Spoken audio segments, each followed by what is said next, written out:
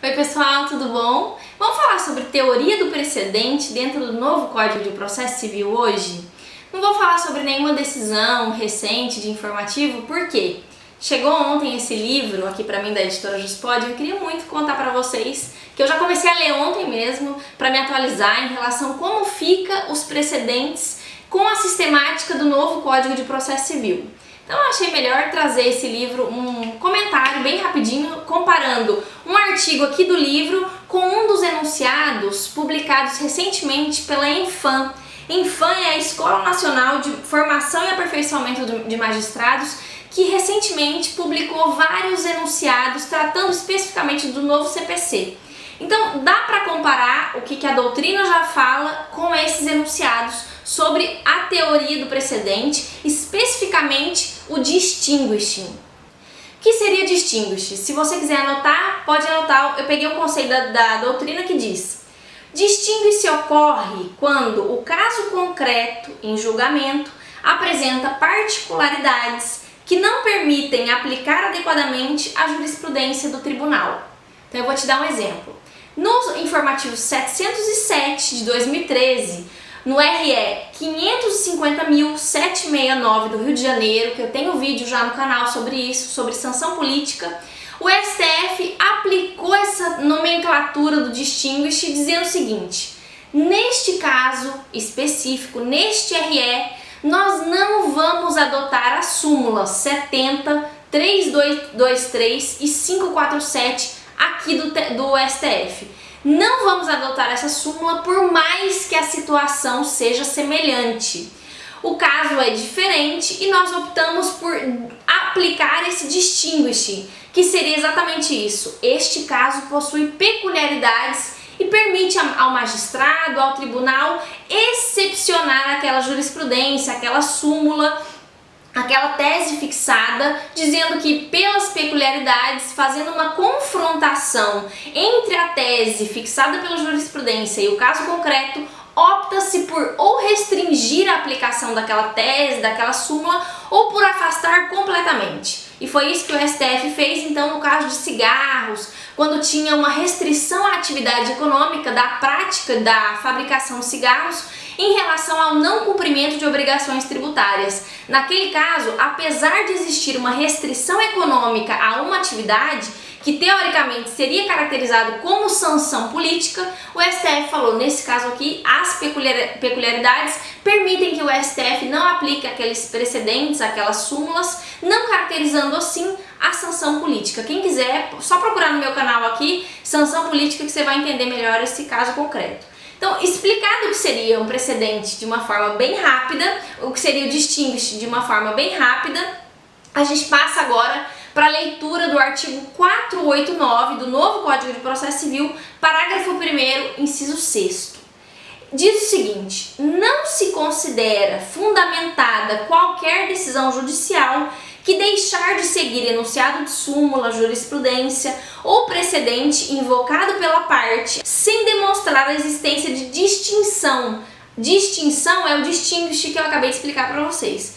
No caso, em julgamento ou a superação de entendimento. Superação é o overruling, que a gente pode ver no próximo vídeo. Hoje eu vou falar especificamente da distinção ou distinguishing.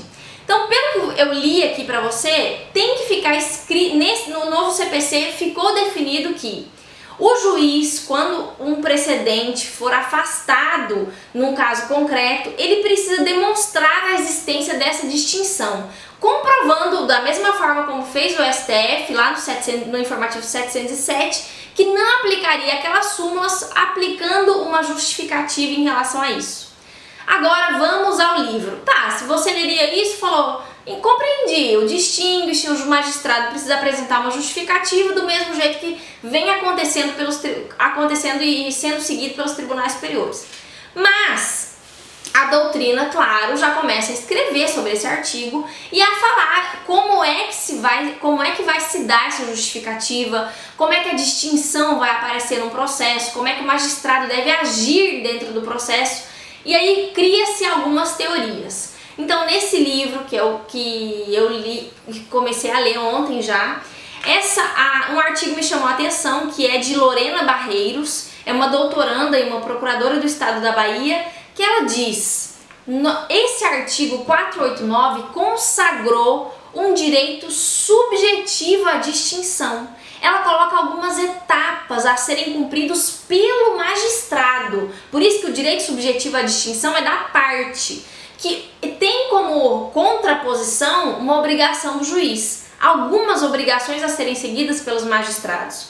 Quais seriam essas? Eu vou ler com vocês aqui. O magistrado tem o dever de consultar as partes antes de se definir o precedente a ser utilizado em um dado caso concreto. Então, notando que pode existir uma distinção, essa Lorena Barreiros, defende que deve existir um dever de consulta. Ela não deixa expresso aqui, mas parece muito com aquele dever de cooperação. O princípio da cooperação, inclusive, que Fred fala muito sobre ele, justamente quando vai aplicar a prescrição de ofício. Vocês já devem ter visto isso na doutrina do Fred. Se ainda não viram, coloca um asterisco aí, pesquisar o princípio de cooperação entre partes e juiz. Bem parecido com isso que ela fala. Então, deve existir uma consulta prévia às partes para que se adote o distinguish num processo. Isso seria a letra A dos deveres. A letra B, a necessidade de fundamentação quanto à escolha do precedente e a sua aplicação no caso concreto. Notando que existirá um precedente, o juiz tem que explicar por que ele escolheu aquele precedente no caso concreto. As semelhanças que ele viu, as semelhanças fáticas, as semelhanças jurídicas, seria a letra B do direito subjetivo à distinção que ela traz aqui nesse artigo. E a letra C, a necessidade de fundamentação quanto à exclusão da aplicação do precedente na parte concreta. Então, lendo esse artigo dela, em relação ao direito subjetivo ao distinguish da parte em relação ao juiz, nota-se 3 tarefas aqui. O juiz tem que consultar a parte quando ele encontrar aquele precedente que vai ser excepcionado. Número 2, ele tem que necessidade de fundamentação, por que ele escolheu aquele precedente para aplicar naquele caso concreto. E número 3, se ele for excluir, aplicar o distinguish, ele tem que apresentar uma justificativa da exclusão daquele precedente, daquela súmula, daquela tese fixada no caso concreto. Então, seria um direito subjetivo à distinção para a parte com ônus para o juiz. O enunciado, agora vamos para o enunciado número 9 da Infam, ele diz o seguinte: é ônus da parte, para os fins do disposto no artigo 489, parágrafo 1º, incisos 5 e 6 do CPC de 2015, identificar os fundamentos determinantes ou demonstrar a existência de distinção no caso em julgamento, sempre que invocar jurisprudência, precedente ou súmula. Vocês vejam aqui que não que há uma divergência expressa entre as opiniões, mas a doutrina, neste livro aqui da editora Juspodium, ela fala em direito subjetivo à distinção. E o enunciado número 9 da Infam fala expressamente: é ônus da parte comprovar que a necessária distinção, qual é o precedente aplicado, sem falar em consulta, que é o que a Lorena Barreiros defende aqui no artigo dela. Então eu achei interessante trazer essa distinção para vocês, para que você primeiro saiba que o distinguish hoje está expresso no novo Código de Processo Civil. Número 2, tem doutrina já dizendo em direito subjetivo da parte em relação à distinção do precedente. E número 3, o enunciado número 9 da Infam fala em ônus da parte em apresentar essa distinção. Tanto esse enunciado só está explicando, porque lá como a gente leu no artigo 489, fala o precedente tem que ser invocado pela parte. E a Lorena Barreiros fala, o juiz tem que consultar a parte antes de praticar a distinção.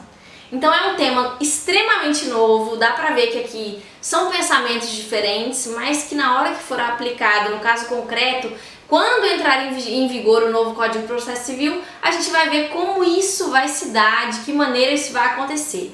Para sua prova, eu acho importante como acréscimo, se você for fazer uma discursiva, se você for fazer uma oral, você já citar desde agora que o distinguish, essa nomenclatura da teoria dos precedentes, já se encontra expressa no novo Código de Processo Civil.